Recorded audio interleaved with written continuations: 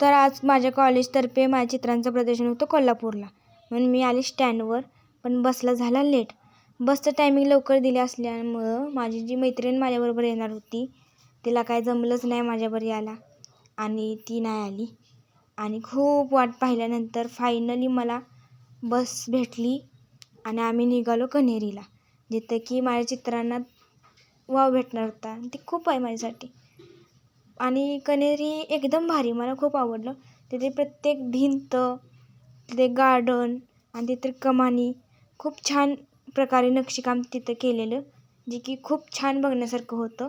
हे बघा तिथं गार्डन आणि ते आहे गाय दाखवली आणि हे कमान आणि प्रत्येक भिंत बघा ना. हे बघा, मला व्लॉगिंग इतकं चांगलं येत नाही, मी प्रयत्न करते तुम्हाला दाखवायचा, तरी केलं बघा. आणि इथं प्रदर्शन होणार होतं, म्हणजे झालं आमचं तिथे. हे काय आहे मला माहीत नाही, तुम्हाला जर माहीत असेल तर कमेंट करून नक्की सांगा. मग नंदी बैल किती छान आम्ही बघितला आणि पुढच्या प्रवासाला सुरू केलं. मग हा पहिला स्टॉल, जिथं की कुरकुऱ्यांच्या रॅपरपासून हे इतके छान असे पिशवी ते बनवत होते, तयार करत होते कुरकुऱ्याच्या ह्याच्यापासून. किती छान ना. आणि हे शेणापासून गायचं जे शेण असतं, गणपतीची मूर्ती ती त्यांनी बनवलेली. मला प्रत्येक स्टॉल एक्सप्लेन करता येणार नाही आहे, कारण तिथं खूप स्टॉल होते आणि आम्हाला आमचाही स्टॉल हुडकायचा होता. सगळा गोंधळ उडालेला, त्यामुळं छोटे छोटे असे व्हिडिओ केलेत मी. हे बघा, हे नारळाच्या ह्याच्यापासून किती छान, प्रत्येक गोष्ट छान होती, प्रत्येक कलाकारां इतकं छान ना, वाव.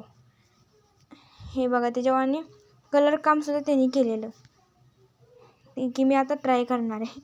माझ्या मनात आले. बांगड्यासुद्धा तिथं तयार करून भेटत होत्या. प्रत्येक गोष्ट हे खरंच खूप छान बघण्यासारखं होतं. मी आत्तापर्यंत कुठल्याच प्रदर्शनाला गेलेलं नाही. हे माझं फर्स्ट होतं, जे की तिथं मी गेलेली आणि तिथं माझं चित्र हे होणार होतं. ह्या मॅडमसुद्धा त्यांच्या स्केचेस घेऊन आलेल्या आणि काढून देत होत्या. हे बघा, हे बाहुल्यांपासून सगळं तयार त्यांनी केलेलं, राधाकृष्णन ते महाराज. वारली चित्र ते छोटे छोटे मुली काढत होत्या आणि आम्हाला काय आमचा स्टॉल भेटे ना. खरंच. आणि मग काय सगळं पाहिलं आम्ही, मस्तपैकी एन्जॉय केलं.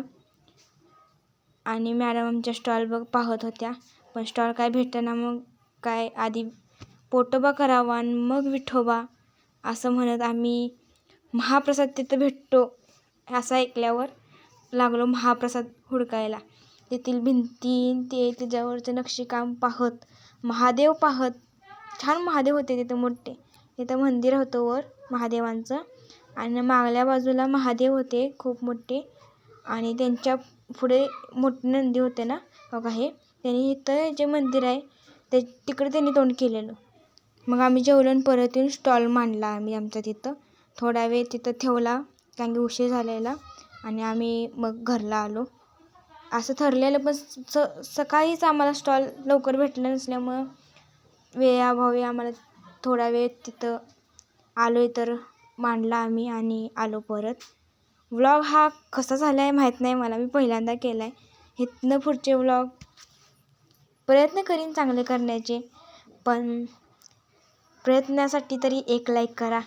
तर बाय बाय, घरला जाते आता.